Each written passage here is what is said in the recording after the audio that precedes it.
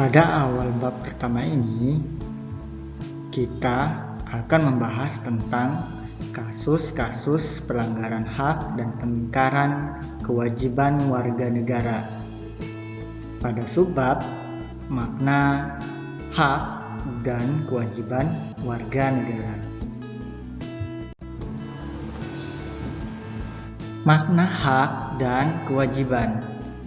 Hak merupakan semua hal yang Anda peroleh atau dapatkan. Hak tersebut dapat berupa kewenangan atau kekuasaan untuk melakukan sesuatu. Sedangkan kewajiban yaitu sebagai segala sesuatu yang harus dilaksanakan dengan penuh tanggung jawab. Jadi, setiap hak yang diperoleh merupakan akibat dari dilaksanakannya kewajiban. Dengan kata lain, hak baru bisa diperoleh apabila kewajiban sudah dilakukan. Misalnya, seorang pegawai berhak mendapatkan gaji atau upah apabila sudah melaksanakan tugas atau pekerjaan yang dibebankan kepadanya. Selanjutnya, makna hak dan makna kewajiban warga negara. Hak warga negara adalah seperangkat hak yang melekat dalam diri manusia dalam kedudukannya sebagai anggota dari sebuah negara. Contohnya, dalam pasal 28 UUD 1945 berbunyi, kemerdekaan berserikat dan berkumpul, mengeluarkan pikiran dengan lisan dan tulisan dan sebagainya ditetapkan dengan undang-undang. Dari ketentuan undang-undang dasar tersebut bahwa setiap warga negara berhak atas kebebasan untuk mendirikan organisasi atau berserikat serta berhak untuk melakukan perkumpulan, serta setiap warga negara dapat berpendapat dengan lisannya maupun dengan tulisannya dengan ditetapkan dengan undang-undang. Maksud dari ketentuan pasal ini yaitu walaupun tiap-tiap warga negara memiliki hak pribadi, tetapi harus ada batasan-batasan dari hak-hak yang dimilikinya tersebut agar hak yang dimilikinya tidak merugikan orang lain. Kemudian juga hak warga negara yang diatur dalam ketentuan Undang-Undang Dasar 1945 dalam pasal 31 yang berbunyi, setiap warga negara berhak mendapatkan pendidikan. Artinya, tiap-tiap warga negara, setiap warga negara Indonesia berhak untuk mendapatkan pendidikan. Selanjutnya, kewajiban warga negara. Kewajiban warga negara adalah tindakan atau perbuatan yang harus dilakukan oleh seseorang warga negara sebagaimana yang diatur dalam undang-undang yang berlaku. Contohnya, dalam pasal 31 ayat 2, setiap warga negara wajib mengikuti pendidikan dasar dan pemerintah wajib membiayainya. Nah,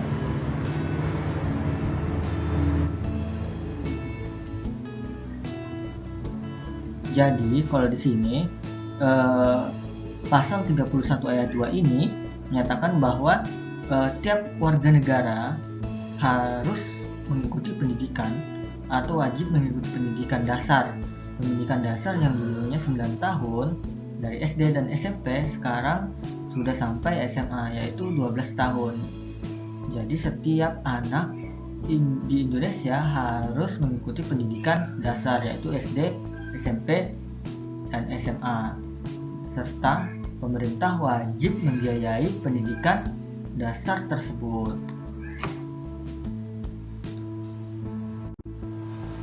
Hak asasi manusia dengan hak warga negara memiliki persamaan dan perbedaan yang mendasar.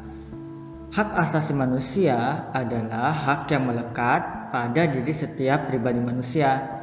Sementara hak warga negara adalah meliputi hak konstitusional dan hak hukum.